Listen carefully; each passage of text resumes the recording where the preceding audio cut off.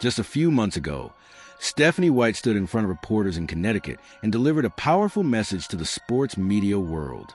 She argued that social media had become a breeding ground for negativity. She criticized online narratives, called out toxic behavior, and insisted that everyone covering the game needed to be more responsible.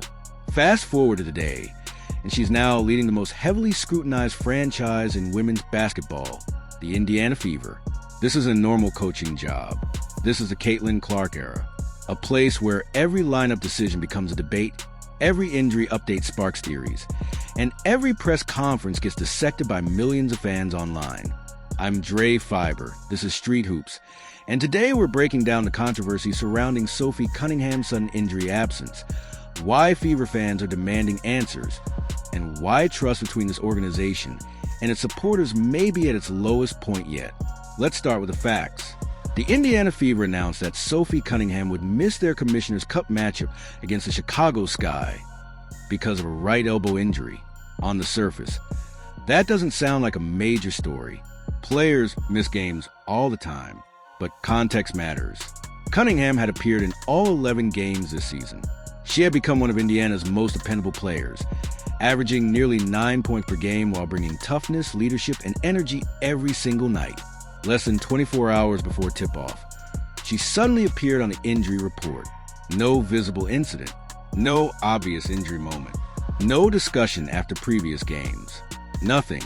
Then, during her pre-game media session, Stephanie White casually revealed that the elbow issue had actually been bothering Cunningham for quite some time, and that the training staff had been treating it behind the scenes.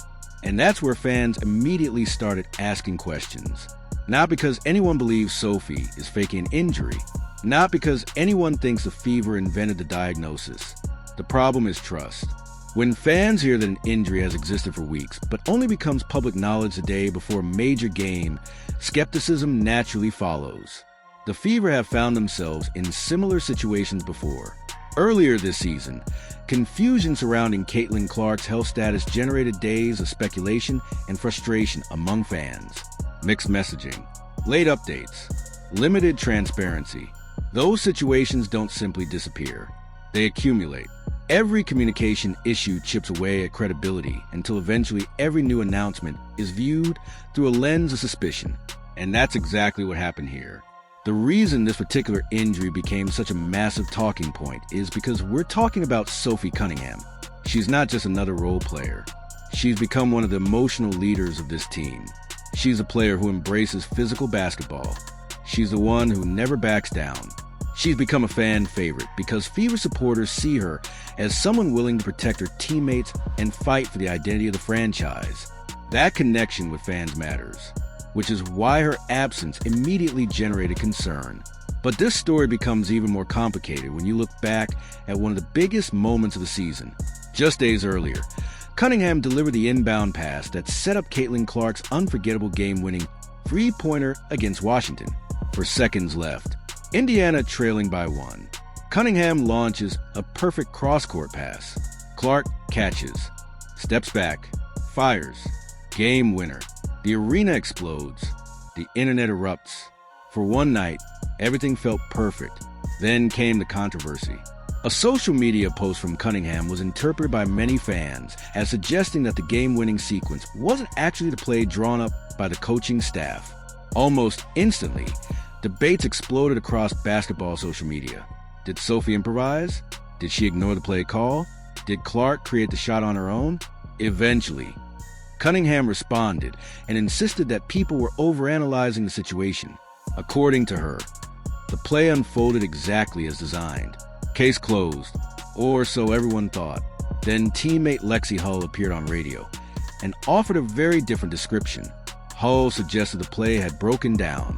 She implied the original action didn't develop as expected. Clark reacted. Cunningham adjusted. The players made winning basketball plays in real time. And honestly, there's nothing unusual about that. Broken plays happen constantly. Great players adapt. Championship moments often come from improvisation. The problem isn't the basketball. The problem is that two players from the same team appear to tell two different versions of the same story. One account says everything happened exactly as planned. The other suggests the players simply made a great read when the original play failed. Those narratives don't perfectly align. And when an organization already struggles with public trust, inconsistencies become magnified.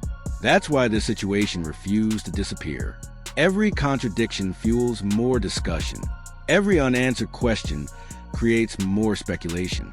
Every attempt to control the narrative often ends up creating an even bigger story.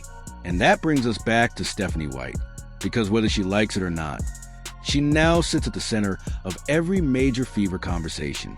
Back in 2024, while coaching Connecticut Sun, White strongly criticized online toxicity directed toward players. Some of that criticism was absolutely justified.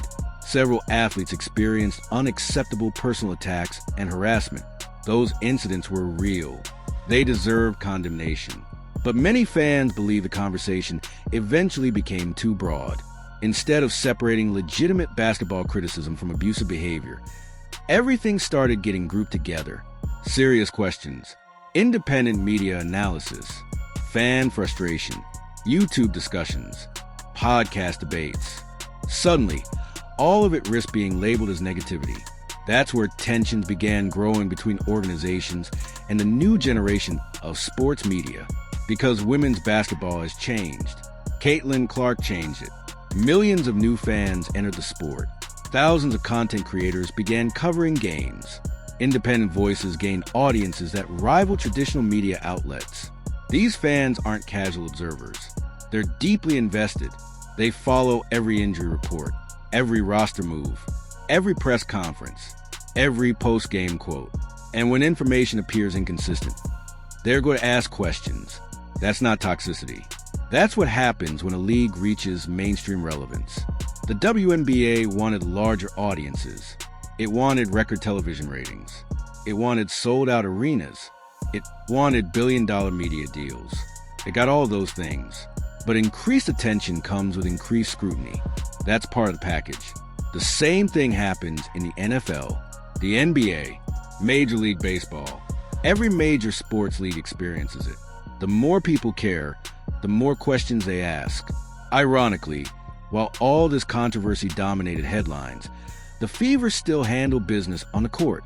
Without Cunningham, Caitlin Clark delivered one of her best performances of the season, 32 points. 10 assists, Aaliyah Boston added 34 points and 12 rebounds. Together, they made league history as the first WNBA teammates ever to record 30-point double-doubles in the same game. Indiana defeated Chicago 114-106 in overtime. The Stars showed up. The team won. Mission accomplished, at least from a basketball perspective. But victories don't automatically repair trust. That's the bigger issue facing this franchise. The Fever entered 2026 expecting to compete for a championship. They have Clark. They have Boston. They have Kelsey Mitchell. They have one of the most talented rosters in the league. Yet conversations continue to focus on communication controversies rather than basketball. And that's a problem. To be clear, Stephanie White is an accomplished coach. She has won Coach of the Year. She has guided teams deep into the playoffs. Her basketball credentials are unquestioned. But coaching Caitlin Clark's team requires more than basketball expertise. It requires managing the spotlight that comes with the biggest star in women's sports. Every decision is amplified. Every comment is analyzed. Every inconsistency becomes a headline. Right now, many fans believe the Fever are losing that battle until communication becomes more transparent. Every injury report will generate speculation. Every conflicting statement will create debate. Every controversy will feel larger than it needs to be. Sophie Cunningham will almost certainly return soon. The organization has indicated that the elbow issue is manageable. She's overcome far more serious injuries before.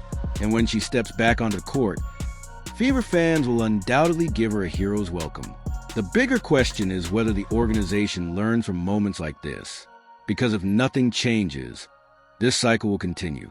Injury update, confusion, fan reaction, organizational frustration, accusations, debates, then repeat. The Indiana Fever are too talented to spend their season trapped inside that loop. Yet, right now, That's exactly where they remain. And until transparency improves, the conversation surrounding this franchise may continue to be driven as much by controversy as by basketball itself. That's the latest from Indianapolis. Sophie Cunningham's injury, Stephanie White's messaging, Caitlin Clark and Aaliyah Boston making history, a night that should have been remembered purely for basketball, somehow became another chapter in an ongoing drama. If you've made it this far, you're part of the Street Hoops family. Hit the like button. Drop your thoughts in the comments. And tell me this. Do you believe the Fever simply have a communication problem? Or do you think something deeper has happened behind the scenes? Subscribe for more coverage. And I'll see you in the next one.